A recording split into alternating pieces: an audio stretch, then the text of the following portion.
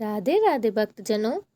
आज हम आपको श्रीमद् भागवत महापुराण का द्वितीय स्कंद का 5वां, 6वां और 7वां अध्याय सुनाएंगे। सबसे पहले हम श्रीमद् भागवत गीता को प्रणाम करते हैं।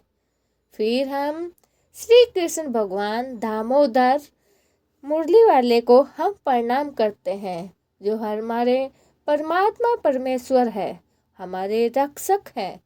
हम उनको प्रणाम करते हैं। सुखदेव जी महाराज को हम प्रणाम करते हैं और हम चलते हैं 5वें अध्याय से सृष्टि वर्णन।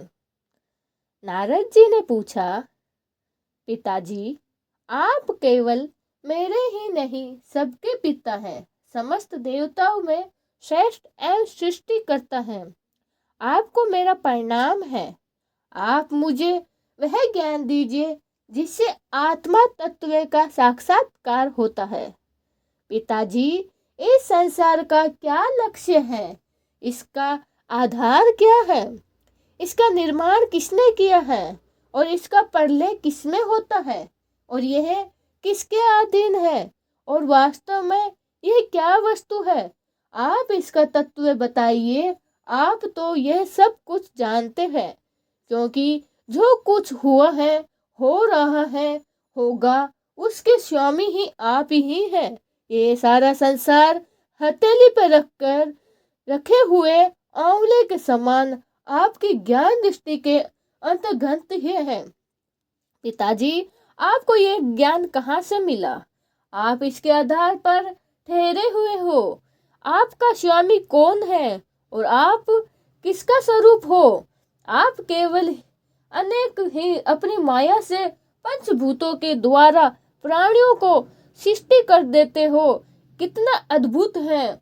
जैसे मकड़ी अनायास ही अपने मुंह से जाला निकालकर उसमें खेलने लगती है, वैसे ही आप अपनी शक्तियों के आश्रय में जीवों को अपने ही उत्पन्न करते हैं और फिर भी आप कोई सी विकार नहीं होता है।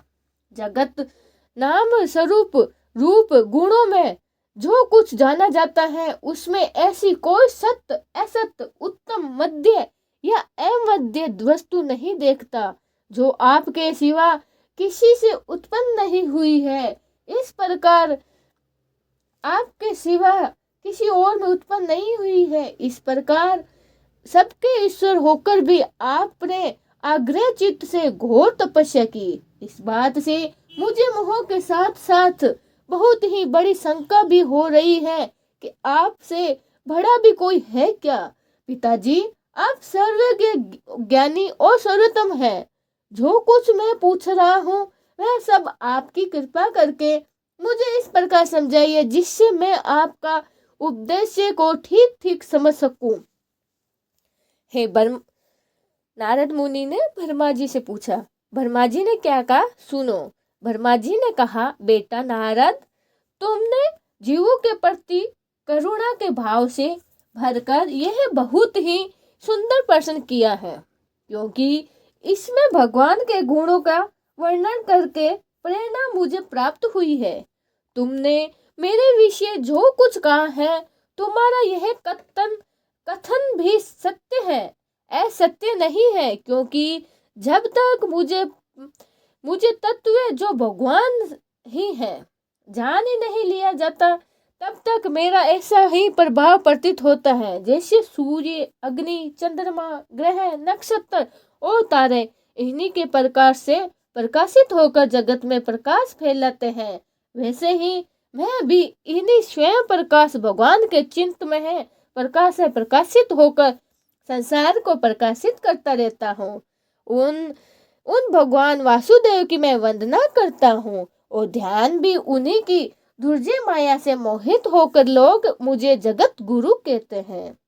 यह माया तो उन्हीं की आंखों के सामने ठहरती है, नहीं झेपकर दूसरे की ही भाग जाती है, परंतु संसार के अज्ञानी जन उसी से मोहित होकर यह मैं हूँ, यह मेरा संसार है, यह मेरा है, इस प्रकार बेचते रहते हैं। भक्त स्वरूप नारद, धर्म, कर्म, काल, स्वभाव और जीव वास्तव में भगवान से भी भिन्न दूसरा कोई भी वस्तु नहीं है। वेद नारायण के पारायण है, देवता भी नारायण के ही अंगों की कल्पित हुए हैं। समस्त यज्ञ भी नारायण की प्रशंसा के लिए ही है और उनसे जिन लोगों ने प्राप्ति की है वह भी नारायण के ही कल्पित है। सब प्रकार के योग भी नारायण की प्राप्ति के लिए ही हेतु है। सारी तपस्या नारायण की ही है और जानने वाली ज्ञान के द्वारा भी नारायण के ही जानने वाले हैं। समस्त साध्य और साधनाओं का पार्यसाय भगवान नारायण में ही है। वह दृष्टा होने पर भी ईश्वर है, स्वामी है, निस्वाकार है होने पर भी स्वरूप है और उन्होंने ही मुझे बनाया है और उनकी दृष्टि से ही प्रेरित होकर मैं उनकी इच्छा से अनुसार सृष्टि रचता हूँ। भगवान माया के गुणों से रहित एवं अनंत है। सृष्टि, स्थिति और प्रलय के लिए रजोगुण, तमोगुण, सत्वम गुण, ये तीनों गुण माया के द्वारा उनमें स्वीकार किए गए हैं। यही तीनों गुण द्रव्य, ज्ञान और क्रिया का आश्रय लेकर मायातीत नित्य मुक्त पुरुषों को ही माया में स्थिर होने पर कार्य, कारक और कला कर्तापन के अभिमान से बांध लेते हैं। नारद इंद्रियातीत भगवान गुणों के इन तीनों अवतारों से अपने स्वरूप को भली भांति ढक लेते हैं, इसीलिए लोग उनके नहीं जान पाते हैं। सारे संसार के और मेरे भी एकमात्र स्वामी वह ही हैं। मायापति भगवान एक से बहुत होते हैं, इच्छा होने पर भी अपनी माया अपने स्वरूप में स्वयं प्राप्त काल, कर्म और स्वभाव को स्वीकार कर लेते हैं। भगवान की शक्ति से ही काल के तीनों गुणों में शोभे उत्पन्न कर दिया जाता है। स्वभाव ने उन्हें रूपांतरित कर दिया है और कर्म ने महत्व को जन्म दिया है। रजोगुण, तमोगुण वृद्धि होने पर महत्व का जो विकार हुआ है उसे ज्ञान, क्रिया और द्रव्य रूप तम प्रधान विकार होता है। वह अहंकार कहलाया और विकार को प्राप्त होकर तीन प्रकार हो गया है। उनके भेद है वैकारिक, तेजस और तामस। नारद जी वह कर्म, ज्ञान शक्ति, क्रिया शक्ति और द्रव्य शक्ति प्रदान है।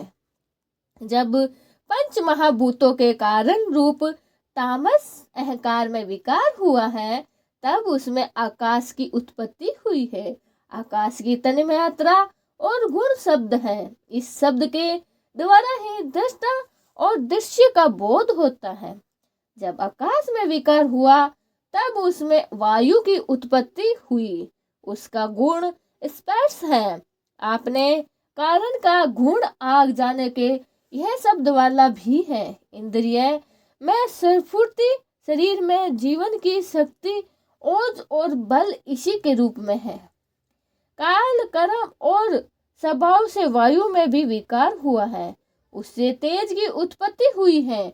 इसका प्रकार प्रधान गुण रूप है। साथ ही इसके कारण आकाश और वायु के गुण शब्द एवं स्पर्श भी है। तेज के विकार से जल की उत्पत्ति हुई है। इसका गुण है रस। कारक तत्वों के गुण शब्द, स्पर्श और रूप भी है। इसमें जल के विकार से पृथ्वी की उत्पत्ति हुई है। इसका गुण और गंध कारण के गुण कार्य में आते हैं। इस न्याय से शब्द, स्पर्श, रूप और रस है। ये चारों गुण भी इसमें विद्यमान है। वैकारिक अहंकारों से मन की इंद्रिय 10 अधिष्ठा देवताओं को भी उत्पत्ति हुई है। इनके नाम है दिशा, वायु, सूर्य, वरुण, अश्विनी कुमार, अग्नि, इंद्र, विष्णु, मित्र और प्रजापति।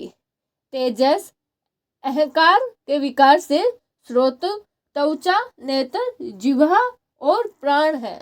ये 5 इंद्रियां एवं वर्क, हस्त, पाद, गुदा और जननेंद्रिया, ये 5 कर्म इंद्रियां उत्पन्न हुई है। साथ ही ज्ञान शक्ति रूप बुद्धि और क्रिया रूपी प्राण भी तेजस अहंकार से की उत्पन्न हुई है। श्रेष्ठ ब्रह्मविद जिस समय ये पंचभूत इंद्रिय मन और सत्य आदि तीनों गुण परस्पर संगठित नहीं थे, तब अपने रहने के लिए भोगों के साधन रूप शरीर की रचना की गई थी।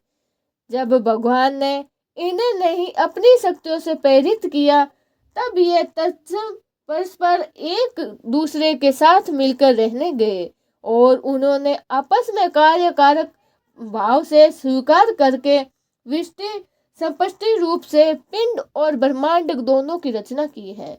वह ब्रह्मांड रूप और अंडक एवं 70 वर्ष तक निर्जीव रूप में जल में पड़ा रहा। फिर काल कर्म और स्वभाव को स्वीकार करने वाले भगवान ने उसे जीवित कर दिया। उस अंडे को फोड़कर उसमें से वही विराट पुरुष निकला, जिनकी जंघा, चरण, भुजा, नेत्र, मुख और सिर शस्त्रों की संख्या में है।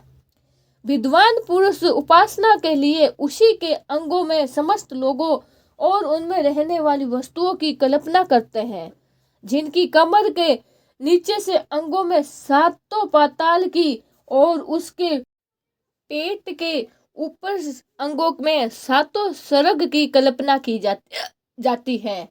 ब्राह्मण इस विराट पुरुष का मुख है, भुजाएं क्षत्रिय हैं, जंघों से वैश्य और पैरों से शुद्ध उत्पन्न हुए हैं। पैरों से लेकर कटी पर्यंत सातों पाताल तथा भूलोकों की कल्पना की गई है। नाभि में भूर्वलोक की, हृदय में स्वर्गलोक की और परमात्मा के वक्ष स्थल में महलों की कल्पना की गई है।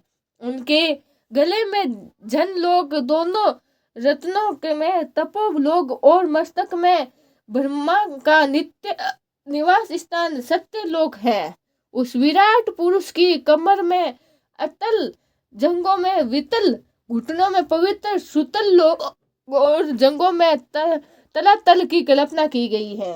एडी के ऊपर की गांठों में महातल और पंजों और एडियों में रसतल और तलुओं में पाताल समाया हुआ है। इस प्रकार विराट पुरुष सर्वलोकमय है। विराट भगवान के अंगों में इस प्रकार भी लोगों की कल्पना की जाती है कि उनके चरणों में पृथ्वी है और नाभि में भूलोक है और सिर पे स्वर्ग लोक है। नारायण नारायण नारायण। अब हम आपको 6वां अध्याय सुनाएंगे। भगवान के विराट रूप की विभूतियों का वर्णन। ब्रह्मा जी कहते हैं, उन्हीं विराट पुरुष के मुख से वाणी और उनके अधिष्ठा देवता अग्नि उत्पन्न हुई है। सातों छंद उनकी 7 धातुओं से निकली हुई है। मनुष्य, पितरों और देवताओं के भोजन करने योग्य अमृतमय अन्न, सब प्रकार के रस, रसनेंद्रिय और उनके आदिष्टा देवता वरुण विराट पुरुष की जगह से उत्पन्न हुई है। उनके नासिक छिद्र से प्राण, अपान, व्यान, उदान और सामान, ये 5 प्राण और वायु तथा घनेन्द्रिय से अश्विनी कुमार समस्त औषधियां एवं समस्त साधारण तथा विशेष गंध उत्पन्न हुआ है। उनकी नेत्रेंद्रिय रूप और तेज की तथा नेत्र गोल स्वर्ग और सूर्य की जन्म भूमि है। समस्त दिशाएं और पवित्र करने वाले तीर्थकानों से तथा आकाश और शब्द त्रिवेणी से निकलते हैं। उनका शरीर संसार सभी वस्तुओं के सार भाग तथा सौंदर्य का खजाना है। सारे यज्ञ, स्पेस, वायु उनकी त्वचा से निकले हैं। उनके रोम अभी अभुज पदार्थों के जन्म स्थान है, अथवा केवल उन्हीं के जिनसे यज्ञ संपन्न होते हैं। उनके केस, दाढ़ी, मूछ और नखों से मेघ, बिजली, शिला एवं लोहा आदि धातुएं तथा भुजाओं से प्राय संसार की रक्षा करने वाले लोकपाल प्रकट हुए हैं। उनका चलना फिरना भूव स्व है, भूभम स्व है, तीनों लोगों का आश्रय है। उनके चरण कमल प्राप्त की रक्षा करते हैं और भयों को भगा देते हैं तथा समस्त कामनाओं की पूर्ति उन्हीं से होती है। विराट पुरुष का लिंग जल, वीर्य, सृष्टि, मेघ और प्रजापति का आधार है तथा उनकी जनेंद्रिया मैथुन जनित आनंद का उद्यम है। नारद जी विराट पुरुष की वायु इंद्रिया, यम, मित्र और मल त्याग का तथा गुर्दा द्वारा हिस्सा, निस्त्र, मृत्यु और नरक का उत्पत्ति स्थान है। उनकी पीठ से पराजय, अधर्म और अज्ञान, नाड़ियों से नद और हड्डियों से पर्वतों का निर्माण हुआ है। उनके उदर में मूल प्रकृति रस नामी की धातु तथा समुद्र, समस्त प्राणी और उनकी मृत्यु समाई हुई है। उनका हृदय ही मन की जन्म भूमि है। नारद, हम तुम धर्म, संकर, विज्ञान और अंतकरण सब के सब उनके चित्त के आश्रित है। कहाँ तक गिनाए मैं तुम्हारे बड़े भाई सनकादि, शंकर, देवता, दैत्य, मनुष्य, नाग, पक्षी, मृग, रेंगने वाले जंतु, गर्दन, अप्सराएं, यक्ष, राक्षस, भूत, प्रेत, सर्प, पशु, पितर, सिद्ध, विचादर, चारण, वृक्ष और भी नाना प्रकार के जीवों को आकाश, जल या जल स्थल में रहते हैं। ग्रह, नक्षत्र, केतु, पुरुष, तारे, बिजली, बादल सब के सब विराट पुरुष ही हैं। यह संपूर्ण विश्व जो कुछ कभी था, है या होगा, सबको वह घेरे हुए हैं। उनके अंदर यह विश्व उनके केवल 10 अंगुलियां हैं परिणाम में स्थित है। जैसे सूर्य अपने मंडल को प्रकाशित करते हैं ही बाहर प्रकाश फैलाता है, वैसे ही पुराण पुरुष परमात्मा भी संपूर्ण विराट विग्रह को प्रकाशित करते हुए ही उनके बाहर भीतर सर्वत्र एक सत्र प्रकाशित हो रहा है। मुनिवार, जो कुछ मनुष्य की क्रियाएं और संकल्प से बनता है उसे वह परे है और अमृत एवं अभय पद मोक्ष का स्वामी है।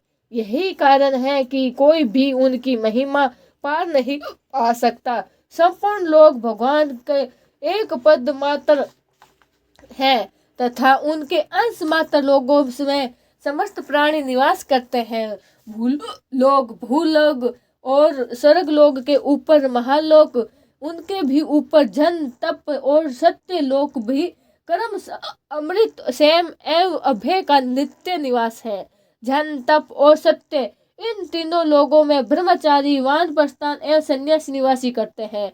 दीर्घकालीन ब्रह्मचार्य से रहित गृहस्थल भूलोक, भ्रुवलोक और स्वर्ग लोक के भीतर है निवास करते हैं। शास्त्रों में 2 मार्ग बतलाए गए हैं, एक विद्या रूप कर्म मार्ग जो सकाम पुरुषों के लिए और दूसरा उपासन रूप विद्या का मार्ग जो निष्काम उपसंकों के लिए है। मनुष्य दोनों से ही किसी एक का आश्रय लेकर भोग प्राप्त करने वाला है। दक्षिण मार्ग में अथवा मोक्ष प्राप्त करने वाला है। उत्तम मार्ग से यात्रा करता है, किंतु पुरुषोत्तम भगवान दोनों के ही आधारभूत है। जैसे सूर्य अपनी किरणों से सबको प्रकाशित करते हुए है, वैसे ही सबसे अलग है, वैसे ही जिन परमात्माओं से इन्हीं अड़ंग की और पंचभूत एकादश इंद्रिय एवं गुण में विराट की उत्पत्ति हुई है, वह प्रभु भी इन समस्त वस्तुओं के अंदर और उनके रूप में रहते हुए भी उनमें स्वार्थ अर्थित है। जिस समय इस विराट पुरुष के नाभि कमल से मेरा जन्म हुआ, उस समय इस पुरुष के अंगों के अतिरिक्त मुझे और कोई भी यज्ञ की सामग्री नहीं मिली। तब मैंने उनके अंगों में ही यज्ञ के पशु युप, स्तंभ, कुश और यज्ञ भूमि और यज्ञ के योग्य उत्तम काल की कल्पना की।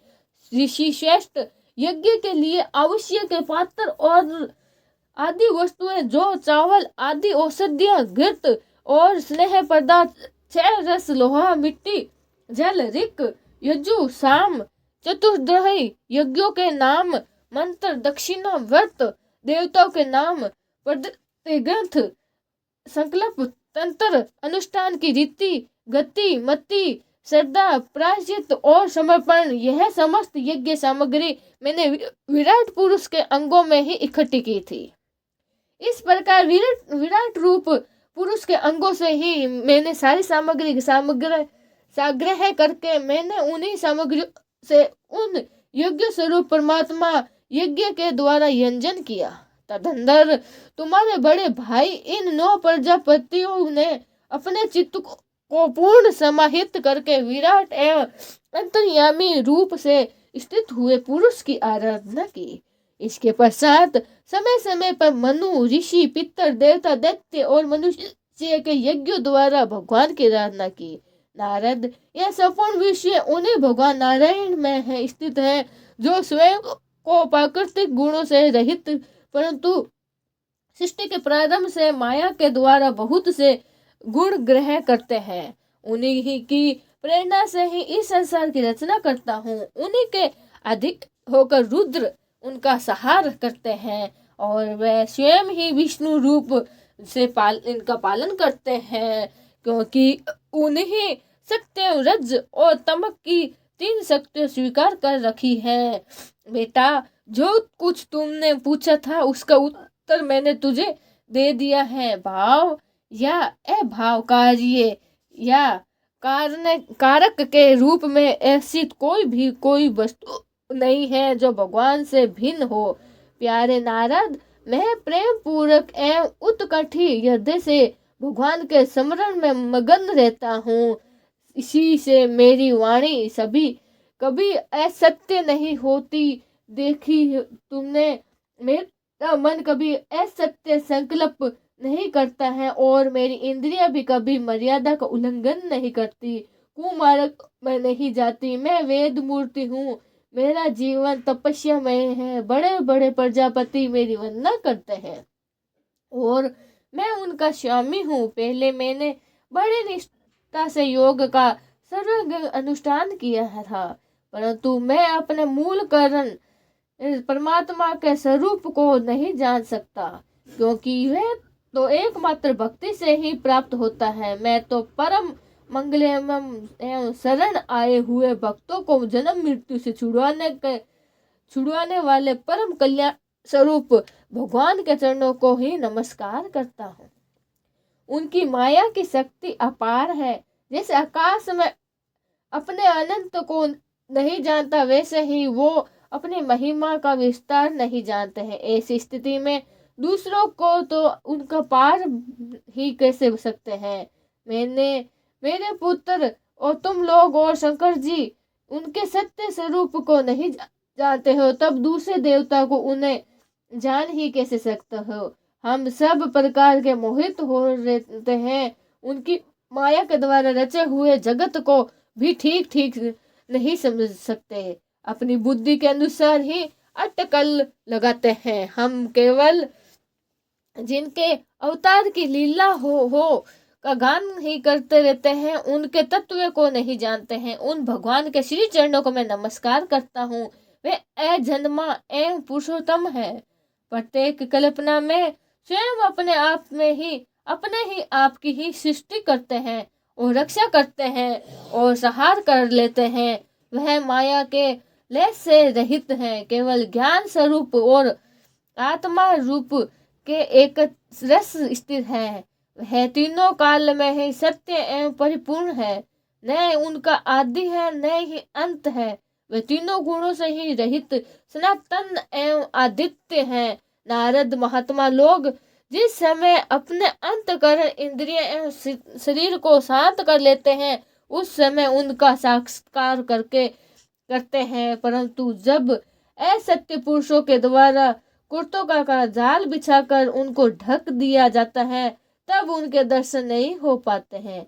परमात्मा का पहला अवतार विराट पुरुष, उनके सिवा काल स्वभाव कार्य कारण मन पंचभूत अहंकार, तीनों गुण, इंद्रिया, ब्रह्मांड, शरीर, उनका अभिमानी स्वर और जगमय जीव, सब के सब उन अनंत भगवान के रूप में ही हैं। मैं शंकर, विष्णु, दक्ष आदि ये प्रजापति, तुम और तुम्हारे जैसे अन्य भक्तजन, स्वर्ग लोक के रक्षक, पक्षियों के राजा, मनुष्यों के राजा, नीच के लोगों के राजा, गंधर्व, विद्याधर और चरणों के अभिन्याय, यक्ष, राक्षस, सांप और नागों के स्वामी, महेश्वरी, पितृ, पति, दैत्य, सिद्धेश्वर, दानव, वेवराज और भी प्रेत, पिशाच, भूत, कुमंडल, जल जंतु, मृग और पक्षियों के स्वामी एवं संसार में भी और भी जितनी वस्तु ऐश्वर्य, तेज, इंद्रिय बल, मनोबल, शरीर बल या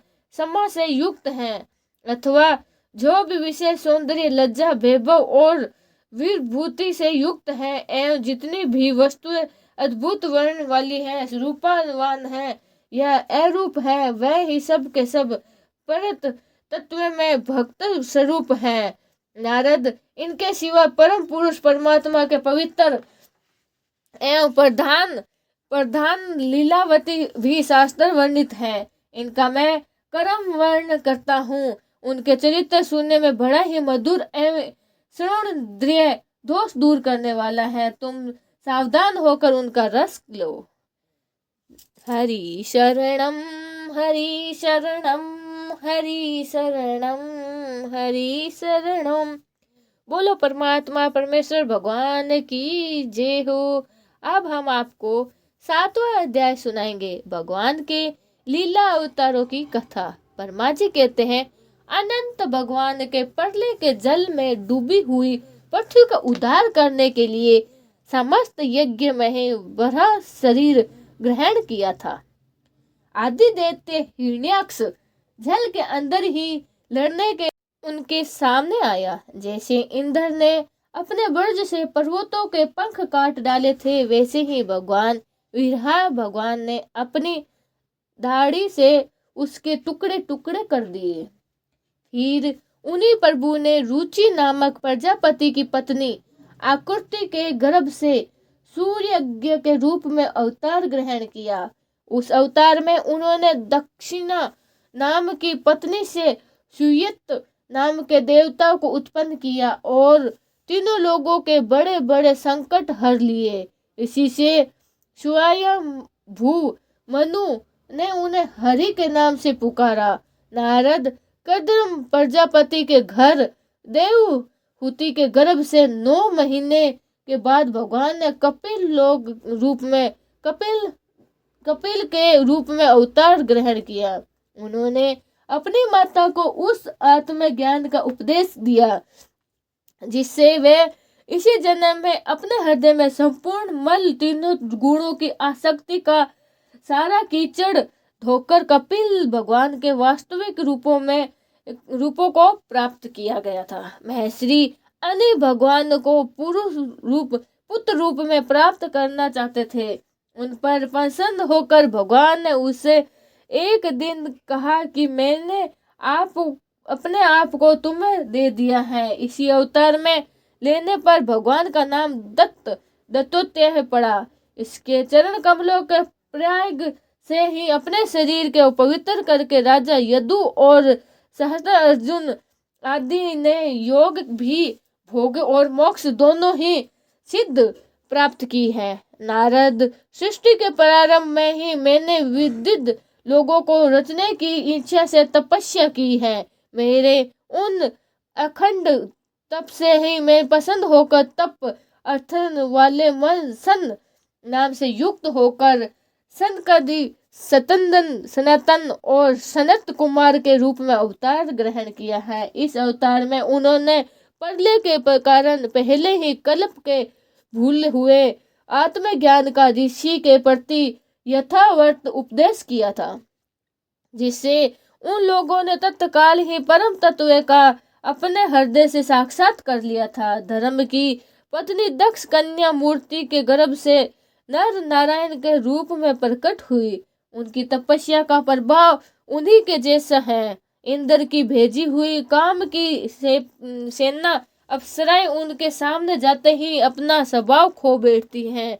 वह अपने हाव भाव से उन आत्मा स्वरूप भगवान की तपस्या में विघ्न नहीं डाल सकती। नारद, शंकर आदि महाभानु अपनी रेस भरी दृष्टि से कामदेव को जला देते हैं, परंतु अपने आप को जलाने वाले ऐसे क्रोध को वह नहीं जला पाते। वही क्रोध नर नारायण निर्मल हृदय में प्रवेश करने के पहले ही डर के मारे कांप जाते हैं।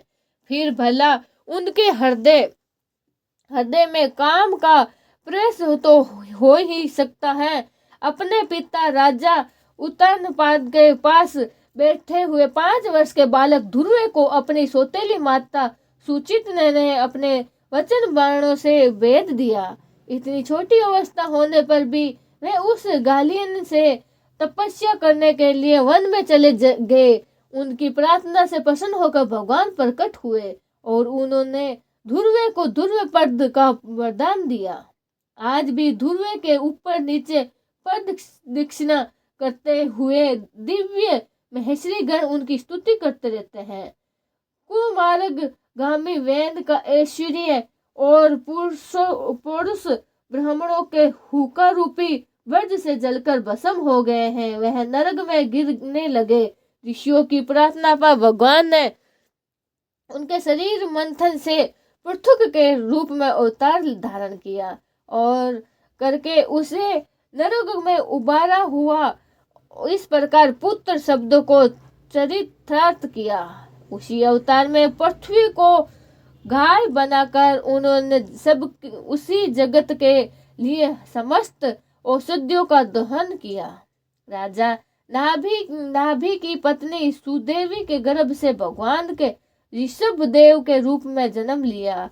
इस प्रकार अवतार में समस्त आसक्तियों से रहित रहकर अपनी इंद्रिय और मन को अत्यंत शांत करके एवं उनके स्वरूप को स्थित होकर समदर्शी में रूप में उन्होंने जड़ों की भांति योगाचार्य का आचरण किया। इस स्थिति को महर्षि लोग परम पसंद अथवा अभूत धूत चराया कहते हैं।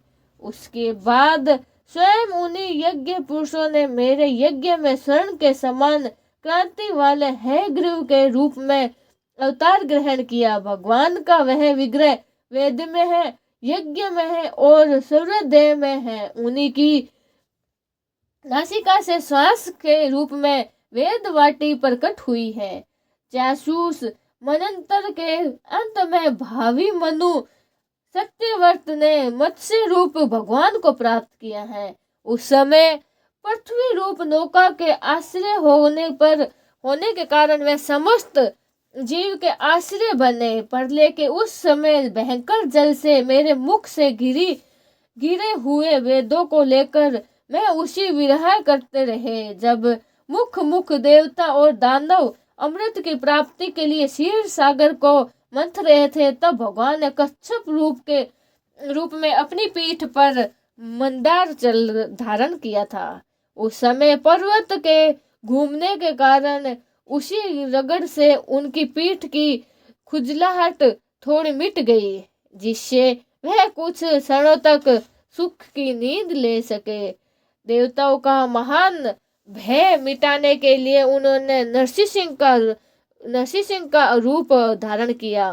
फड़कती हुई भौहें और तीखी दाढ़ों से उनके मुख और बड़ा ही भयानक लगता था। हिरण्यकश्यप उन्हें देखते ही हाथ में गदा लेकर उन पर टूट पड़ा। इस पर भगवान नरसिंह ने उसे दूसरे ही उसे पकड़कर अपनी जगह पर डाल दिया और उनके झटपटाने रहने पर भी उसे अपने नाखूनों से उसका पेट फाड़ डाला। बड़े भारी सरोवर से महाबली ग्रहों से गर्ज का पैर पकड़ लिया। जब बहुत थककर वह घबरा गया, तब उसने अपनी सूंड में कमल लेकर भगवान को पुकारा, हे आदि पुरुष, हे समस्त लोगों के स्वामी, हे शरण मातर, हे कल्याणकारी करने वाले। उनकी पुकार सुनकर अंतरशक्ति भगवान चक्रवर्ती गरुड़ की पीठ पर चढ़कर वहां आए और अपने चक्कर से उन्होंने ग्रह का मस्तक उड़ा डाला। इस प्रकार कृतवंश भगवान ने अपने शरणागत गजेंद्र की सूंड पकड़कर उस विपत्ति से उसका उद्धार किया। और उस पे ये भजन भी बना हुआ है, दीन बंधु दीनानाथ मेरी डोरी तेरे हाथ। ऐसा करके भगवान के एक भजन भी है, पता नहीं आपने सुना या नहीं सुना, पर मैंने सुना है।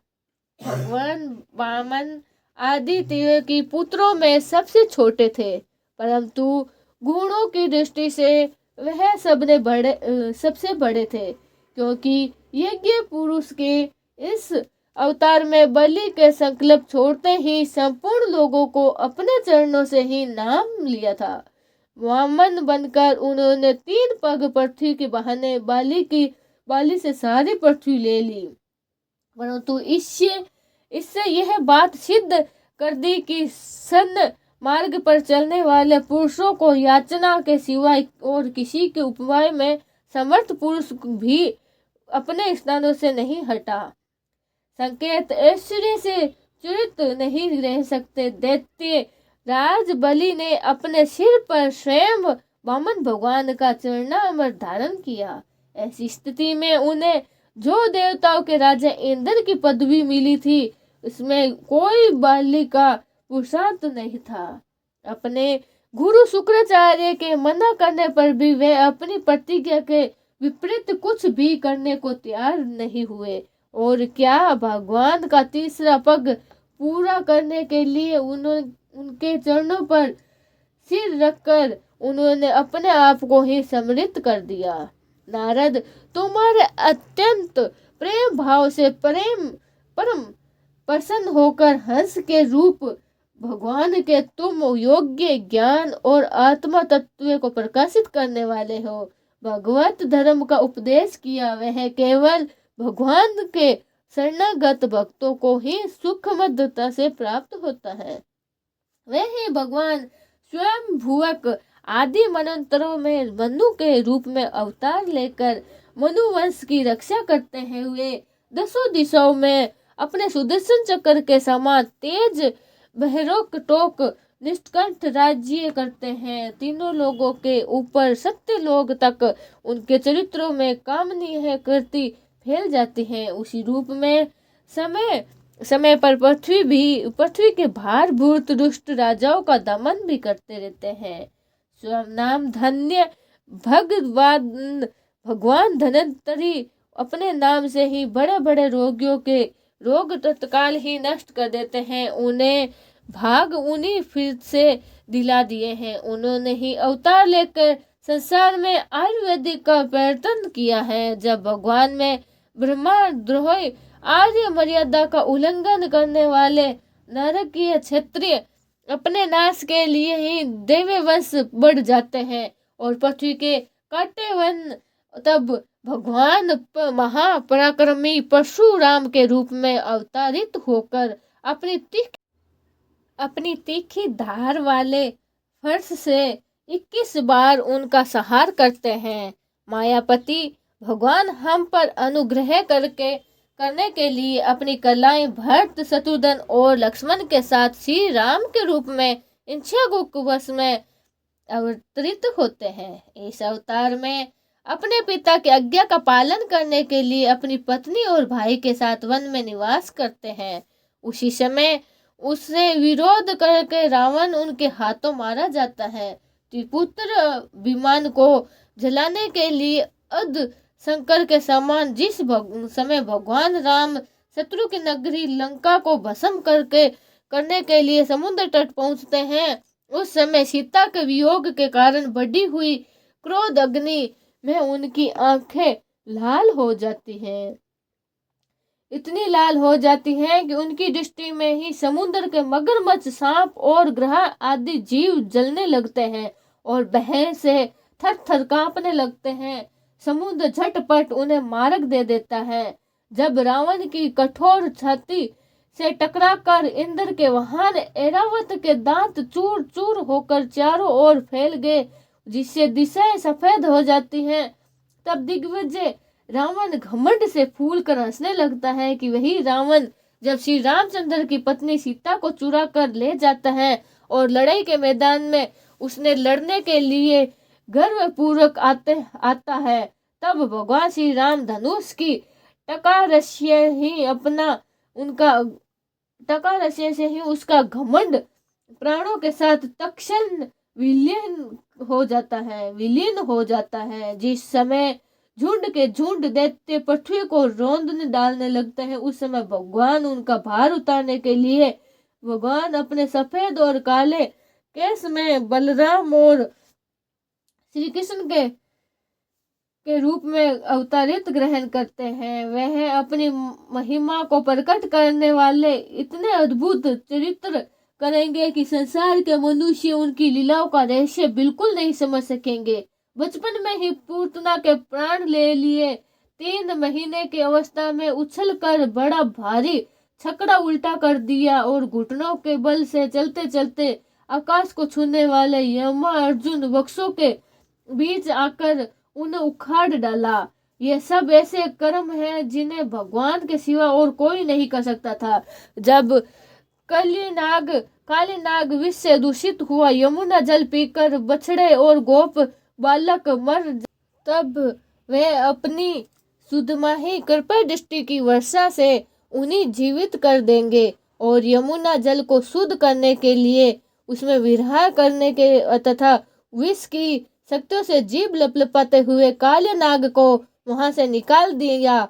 और उसी दिन से रात को जब सब लोग वहीं यमुना तट पर सो जाएंगे और देवाग्रस्त आसपास का मंजू का वन चारों ओर से जलने लगेगा, तब बलराम जी साथ वह प्राण संकट में पड़े हुए ब्रजवासियों को उन्हीं की आंखें बंद कराकर उस अग्नि से बचा लेंगे। उनकी यह लीला भी अलौकिक ही होगी। उनकी शक्ति वास्तव में अचिंतनीय है। उनकी माता उन्हें बांधने के लिए जो जो रस्सी लाएगी वही उनके उदर में नहीं पड़ेगी, वह 2 अंगुली छोटी हो जाएगी तथा झबाई लेते समय श्री कृष्ण भगवान के मुख में 14 भुवन देखकर पहले तो यशोदा भयभीत हो जाएगी, परंतु फिर वह सहमेस जाएगी।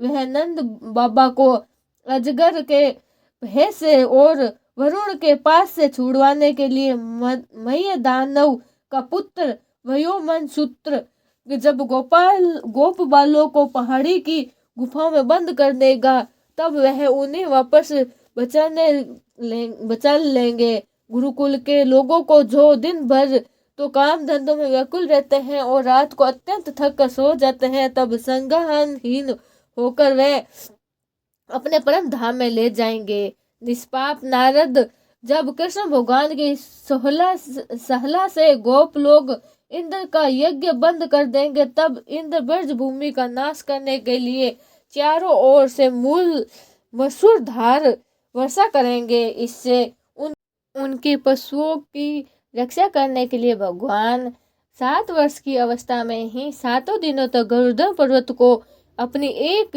हाथ की छत्रपुष अंगुली की तरह खेल खेल में ही धारण किए रहेंगे। वृंदावन में विहार करते हुए रास करने की इच्छा से वह रात के समय चंद्रमा की उज्जवल चांदनी से चारों ओर छिटक रही होगी। अपनी बांसुरी पर मधुर संगीत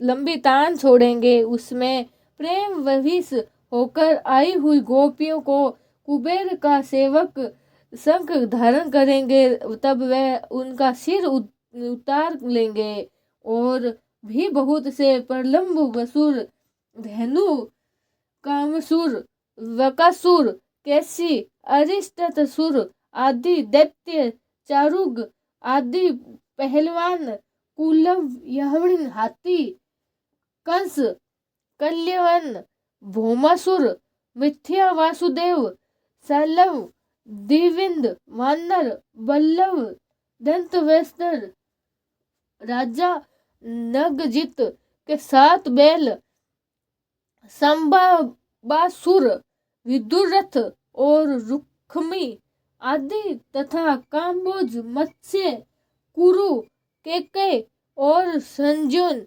आदि देशों के राजाओं को राजा लोग एवं जो भी युद्ध धनुष धारण करने युद्ध के मैदान में सामने आएंगे, वह सब बलराम, भीमसेन और अर्जुन आदि नामों की आड़ में स्वयं भगवान के द्वारा ही मारे जाकर उन्हीं के धाम में चले जाएंगे। समय के फेर से लोगों की समझ कम हो जाती है, आयु भी कम होने लगती है। उस समय जब भगवान देखते हैं कि अब ये लोग मेरे तत्व को बतलाने वाले वेद वाणी समझने में असमर्थ हो जाते हैं, तब प्रत्येक कल्प से सत्यवती के गर्भ से व्यास के रूप में होकर वह वेद रूपी वृक्ष का विभिन्न शाखाओं के रूप में विभाजित कर देते हैं। देवताओं, शत्रु, दैत्य लोग और वेद मार्ग का सहारा लेकर माया दानव बनाए अदृश्य वेग वाले नग रोगी रहकर भी लोगों का सत्यानाश करने लगेंगे। तब भगवान की बुद्धि में मोह और अत्यंत लोभ उत्पन्न करने वाले वेश धारण करके बुद्ध के रूप में बहुत से उपधर्मों का उपदेश करेंगे।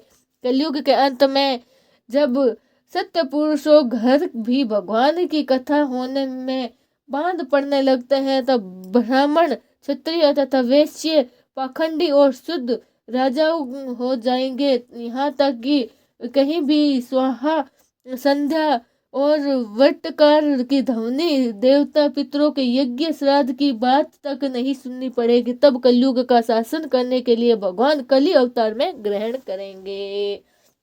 जब संसार की रचना का समय होता है, तब तपस्या 9 प्रजापति, मरीचि आदि ऋषि और मेरे रूप में सब सृष्टि की रक्षा का समय होता है। तब ब्रह्म, विष्णु, मनु देवता राजा के रूप में तथा सृष्टि के प्रलय का समय होता है। तब अधर्म, रुद्र और क्रोध नाम के सर्प एवं दैत्य आदि के रूप में सर्वशक्तिमान भगवान माया भुक्ति को ही प्रकट करते हैं। अपनी प्रतिभा के बल से पृथ्वी के एक एक धूलि कण को गिने चुनने पर भी जगत ऐसा कौन पुरुष है जो भगवान की शक्तियों की गणना कर सके।